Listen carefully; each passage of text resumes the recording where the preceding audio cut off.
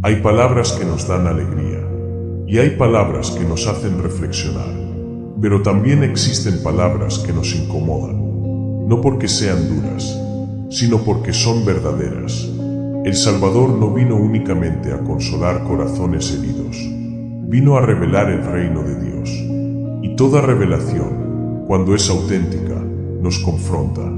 Entre las muchas frases que Jesús pronunció, hay una que atraviesa a través de los siglos como una espada silenciosa.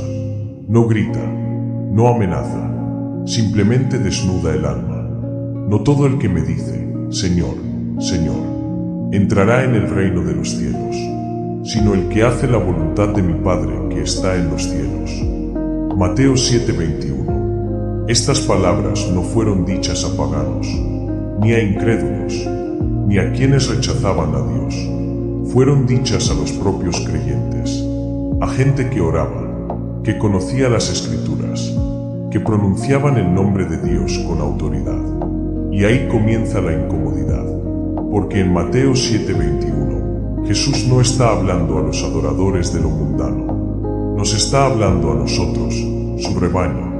Durante siglos, esta frase ha sido suavizada, ignorada o cuidadosamente evitada, no porque sea confusa, sino porque es demasiado clara. Jesús no cuestiona las palabras que salen de nuestra boca, cuestiona la vida que brota de nuestro corazón. Decir Señor es fácil, pero vivir como el Señor es una historia distinta, porque vivir conforme al corazón de Dios lo cambia todo en nuestras vidas. No podemos simplemente ser tibios y confiar a medias, creer a medias, obedecer a medias. En el contexto bíblico, llamar a alguien Señor no era un gesto simbólico, era una declaración de autoridad. Significaba obediencia, entrega, renuncia a la voluntad propia. Por eso esta frase incomoda, porque revela una verdad que no se puede maquillar. La fe no se mide por lo que confesamos, sino por lo que obedecemos. Jesús no está cerrando la puerta del cielo, está señalando el camino real hacia él. Y ese camino no se recorre con palabras, sino con decisiones. En este mensaje no hay condenación, pero hay un llamado profundo, personal, inevitable, a lo largo de este recorrido.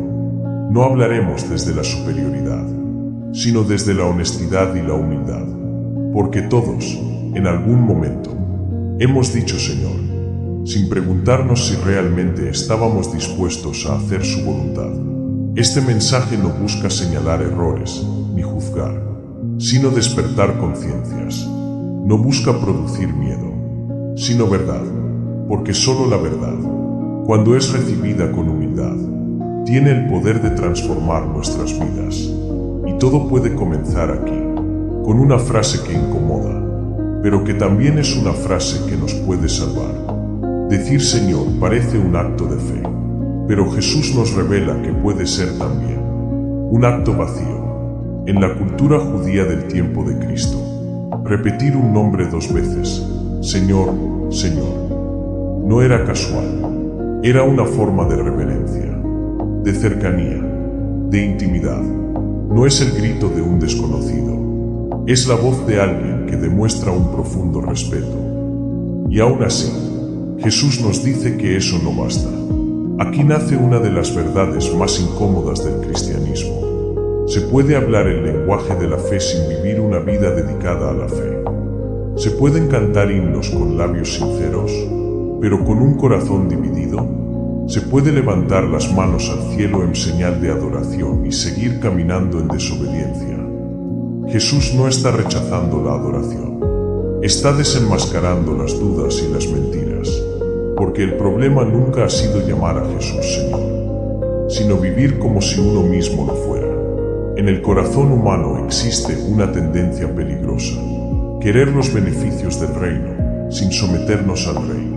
Queremos paz, pero no rendición. Queremos consuelo, pero no transformación. Queremos promesas, pero no someternos al proceso que nos lleva a ellas. Y Jesús, con una sola frase, derriba esa falsa seguridad. Cuando Él dice, no todo el que me dice, Señor, Señor, entrará en el reino de los cielos, sino el que hace la voluntad de mi Padre, que está en los cielos. Esta frase nos obliga a detenernos y mirar hacia adentro, no para juzgarnos, sino para examinarnos. El apóstol Pablo lo diría siglos después: examinaos a vosotros mismos si estáis en la fe, porque la fe verdadera no se limita a una confesión verbal. La fe bíblica siempre desemboca en obediencia. Abraham creyó y obedeció. Moisés creyó y dejó el palacio. Pedro creyó y dejó su oficio para seguir a Cristo. La fe que no transforma decisiones no es fe bíblica, es solo creencia intelectual. Jesús no vino a fundar una religión de frases bonitas, sino un reino que exige entrega total. Por eso esta frase incomoda, porque no se puede escuchar y seguir viviendo igual. Nos obliga a preguntarnos: ¿a quién obedezco cuando nadie me ve? ¿Quién gobierna mis decisiones diarias? ¿Quién tiene la última palabra en mi vida? Decir Señor es un punto de partida, pero nunca fue el destino. El cristianismo no es repetir el nombre de Cristo, es reflejar su carácter. Y ese reflejo no se logra con emoción momentánea, sino con una vida rendida día tras día a la obediencia al Señor. Esta verdad no condena, pero separa lo superficial de lo genuino. Jesús no dejó lugar a interpretaciones cómodas. Después de decir que no basta llamarlo Señor, añadió una frase que define el verdadero discipulado: sino el que hace la voluntad de mi Padre que está en los cielos. Aquí está la clave del mensaje. Aquí se revela el corazón del reino. La obediencia, en la Biblia, no es un acto cualquiera, es una respuesta de amor. Es el eco visible de una fe invisible. Por eso Jesús no habló primero de milagros, ni de dones, ni de grandes obras. Habló de voluntad, porque la voluntad revela quién gobierna el interior del hombre. Muchos imaginan la voluntad de Dios como algo misterioso, lejano, reservado solo para unos pocos. Pero en las Escrituras, la voluntad de Dios se manifiesta con claridad. Amar lo que Él ama, rechazar lo que Él rechaza, caminar como Él camina, obedecer sus leyes y guardar sus mandamientos. Obedecer al Señor es encontrar propósito. Desde el principio, la historia bíblica nos muestra esta tensión. Adán y Eva no pecaron por ignorancia, sino por desobediencia. Sabían lo que Dios había dicho, pero eligieron su propia voz. Y desde entonces, el corazón humano lucha entre dos tronos, el de Dios y el del mundo. Jesús vino a restaurar ese orden perdido, no solo a perdonar pecados, sino a reinar nuevamente en el corazón del hombre. Por eso dijo: si me amáis, guardad mis mandamientos. No dijo: si me admiran. Tampoco dijo: si hablan bien de mí. Jesús dijo: si me aman, porque en el reino de Dios, la obediencia no nace del miedo, nace del amor. Sin embargo, esta verdad incomoda, porque nos confronta con una realidad difícil de aceptar. Podemos creer en Dios y aún así resistir su voluntad. Podemos orar, pero no obedecer. Podemos escuchar la palabra, pero no practicarla. Jesús contó una parábola para ilustrar esto. Dos hijos recibieron una orden del Padre. Uno dijo sí y no fue. El otro dijo no y luego obedeció. ¿Quién hizo la voluntad del Padre? La respuesta es clara, y el mensaje también. Dios no busca respuestas perfectas, busca corazones rendidos. La obediencia no es ausencia de lucha, es decisión en medio de la lucha. Cada día, cada elección, cada renuncia silenciosa, es una declaración de quién es realmente nuestro Señor. Y es ahí, en lo cotidiano, donde la fe deja de ser discurso y se convierte en vida, porque al final, no será lo que dijimos de Jesús lo que defina nuestra fe, sino nuestros actos. Jesús no terminó su advertencia con suavidad. Después de pronunciar la frase que incomoda, abrió una escena que estremece el alma. Un día, todos estarán delante de mí. No será un culto, no habrá música, no habrá aplausos, solo verdad. Jesús dice, muchos me dirán en aquel día, Señor, Señor, profetizamos en tu nombre, y en tu nombre echamos fuera demonios, y en tu nombre hicimos muchos milagros. Jesús no habla de pocos, habla de muchos, y eso debería detenernos y hacernos reflexionar. No somos incrédulos, no somos enemigos de la fe, somos personas activas en lo espiritual. Somos hermanos que hemos hecho cosas en el nombre de Jesús, pero aún así nos preguntamos, ¿entregamos completa obediencia al Señor? Un silencio viene después, un silencio eterno, un silencio que corta la respiración. Jesús responde, nunca os conocí, apartaos de mí, hacedores de maldad. No dice, ya no los conozco, dice, nunca os conocí. Aquí la incomodidad se convierte en temor reverente, porque se puede hacer obra religiosa sin relación verdadera. Se puede usar el nombre de Cristo, sin haber sido transformado por Él.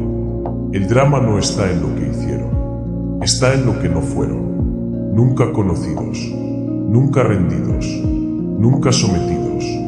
Jesús no niega los hechos, niega la relación, y eso cambia todo.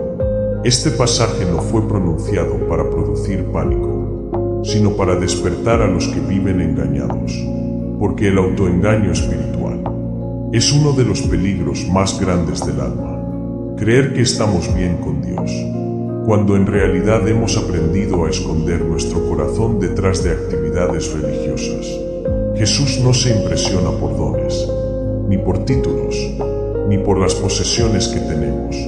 Él mira el interior, no el exterior, el lugar donde nadie más ve, el lugar donde se decide si obedecemos o resistimos, si rendimos o negociamos.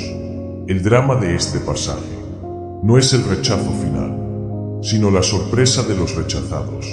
A veces creemos tener ganado el cielo, creemos estar seguros, creemos estar aprobados, pero la realidad es que a veces confundimos servicio con obediencia, actividad con intimidad y religión con relación. Este es el punto donde muchos queremos dejar de ver y de escuchar.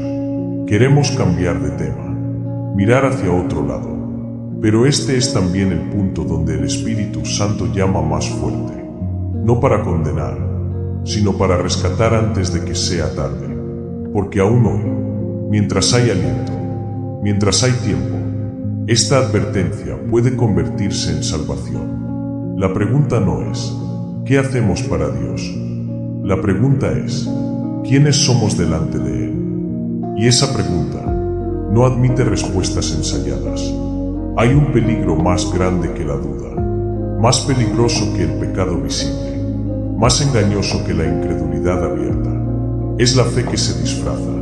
Jesús habló con dureza sobre esto, no porque odiara a los religiosos, sino porque veía el daño que el engaño producía en el alma. Llamó hipócritas a quienes cuidaban la apariencia, pero descuidaban el corazón. La palabra hipócrita, en su tiempo, se usaba para describir a los actores, personas que usaban máscaras para interpretar un papel. Y eso es exactamente lo que ocurre cuando la fe se vuelve solo apariencia. Una máscara los domingos y un rostro al descubierto el resto de la semana. Oraciones públicas, desobediencia privada. Jesús no confrontó a prostitutas y cobradores de impuestos con la misma dureza. A ellos los llamó al arrepentimiento con misericordia, pero a los que creían estar bien, a los que se sentían seguros, a los que pensaban que su religiosidad los protegía, a ellos los sacudió, porque el pecado reconocido puede ser sanado, pero el pecado disfrazado se vuelve una fortaleza. La fe disfrazada canta, pero no se rinde, predica, pero no practica, habla de gracia, pero huye del arrepentimiento. Jesús denunció esto diciendo, este pueblo de labios me honra, pero su corazón está lejos de mí. Y no hay frase más trágica que esa, porque Dios no busca perfección, busca sinceridad. La fe verdadera no se trata de parecer justo, sino de ser transformado. Pero el corazón humano prefiere el disfraz, porque el disfraz protege el orgullo, evita la confrontación, permite seguir igual sin sentirse culpable. Y ahí está el engaño. Podemos acostumbrarnos tanto a usar una máscara, que olvidamos quiénes somos realmente. Podemos repetir frases cristianas mientras el alma se seca por dentro. Podemos defender doctrinas correctas con un corazón incorrecto. Jesús no vino a maquillarnos, vino a crucificar nuestra vieja naturaleza y a darnos vida nueva. Por eso esta frase incomoda tanto, porque no se puede maquillar, no se puede negociar, no se puede reinterpretar. Cristo es nuestro Señor, o no lo es, y esa verdad, cuando se entiende, rompe toda máscara, no para destruirnos, sino para liberarnos, porque solo el que deja de fingir puede realmente comenzar a vivir. La Escritura no fue escrita para entretener, sino para revelar, y cuando se lee con honestidad, deja de ser un libro y se convierte en un espejo, porque la Biblia está llena de personas que dijeron Señor con los labios, pero resistieron a Dios con el corazón. Uno de los primeros ejemplos es el de Saúl. Saúl fue ungido rey, escogido por Dios, respaldado por el profeta, y aún así terminó rechazado. Su pecado no fue la idolatría abierta, no fue negar a Dios públicamente, fue desobedecer y luego justificar su desobediencia con palabras religiosas. Cuando Samuel lo confrontó, Saúl dijo: obedecí la voz del Señor, pero no era verdad. Había guardado lo que Dios ordenó destruir. Había hecho su propia voluntad y luego lo cubrió con un discurso espiritual.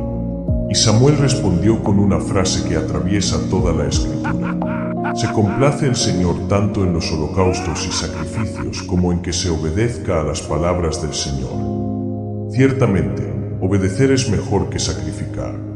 Saúl dijo Señor, pero nunca dejó de gobernarse a sí mismo, y en consecuencia perdió el reino.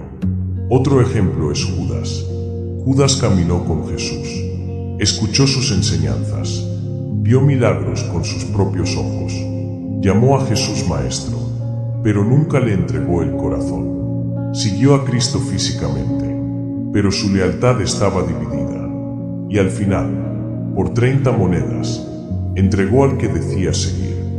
Judas no fue un incrédulo, fue un discípulo sin rendición, y en esa causa encontró su perdición. También está Ananías y Zafira, una pareja dentro de la iglesia. No mintieron a los hombres, mintieron a Dios. Querían parecer generosos sin serlo realmente. Querían honra sin verdad.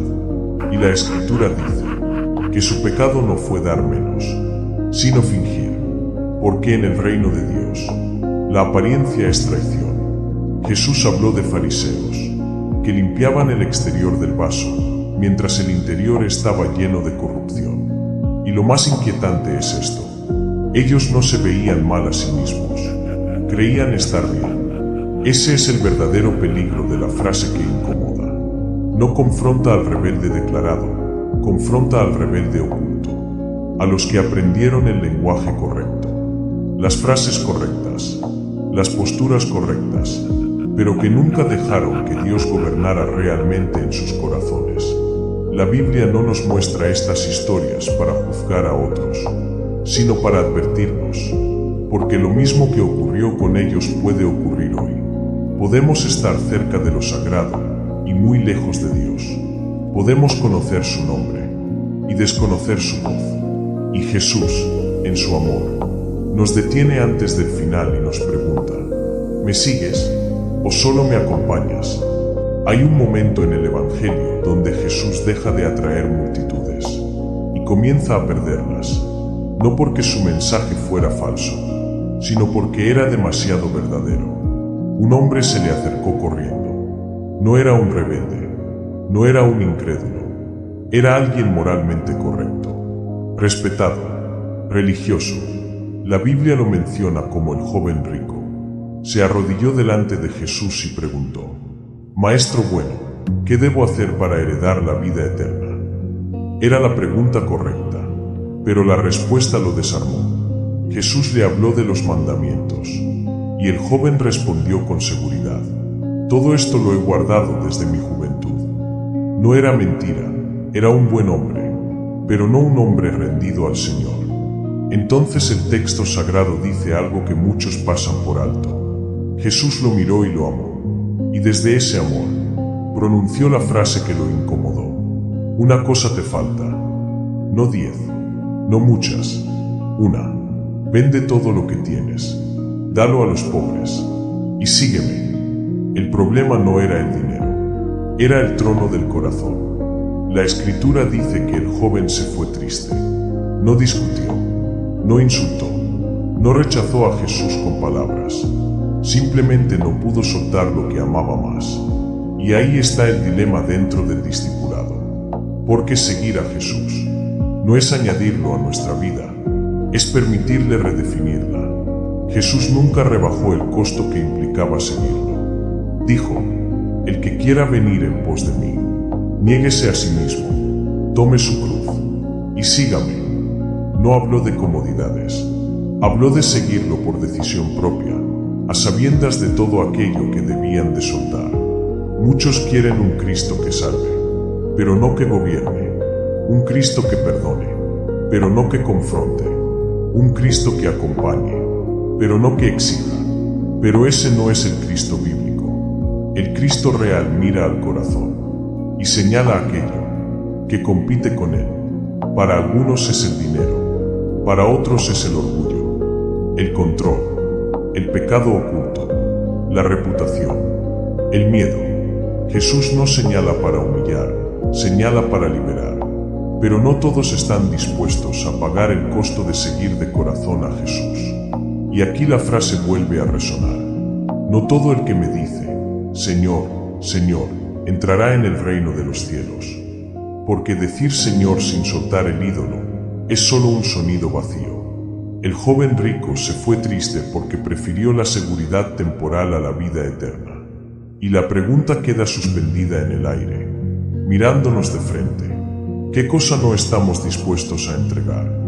Hay un punto peligroso en el camino espiritual. Cuando la fe deja de ser fuego y se convierte en rutina. No ocurre de un día para otro. Es un proceso silencioso y lento, casi imperceptible. Al principio hay pasión, asombro, temor reverente, pero con el tiempo, si el corazón no se guarda, la relación se puede transformar en costumbre. Se ora, pero sin expectación. Se lee la Biblia, pero sin hambre. Se habla de Dios, pero sin escuchar su voz. Y lo más inquietante es esto: la costumbre puede parecer fidelidad. Jesús lo vio claramente en su tiempo. Los fariseos ayunaban, oraban, diezmaban, conocían la ley, pero habían perdido algo esencial: un corazón sensible a Dios. Cumplían prácticas sagradas con un espíritu endurecido. Jesús los confrontó diciendo: sois como sepulcros blanqueados, hermosos por fuera, muertos por dentro, no porque dejaron de creer, sino porque dejaron de amar. La costumbre apaga la conciencia, hace que lo sagrado se vuelva común, que lo eterno se vuelva repetitivo, y entonces ocurre el autoengaño. Pensamos que estamos bien solo porque seguimos haciendo lo correcto. Pero Jesús no vino a establecer hábitos religiosos, vino a restaurar comunión. El peligro no es abandonar la fe, sino practicarla sin vida. Es posible seguir a Cristo externamente mientras el corazón se aleja lentamente.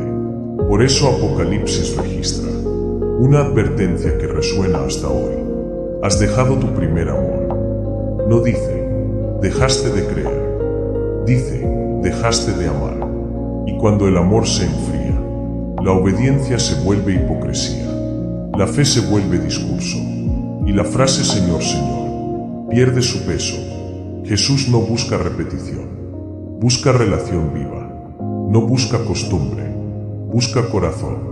Y este es uno de los llamados más urgentes de esta frase que incomoda: despertar antes de que la fe se vuelva solo una memoria. Porque aún hay tiempo, aún hay gracia, aún hay voz, pero esa voz no grita.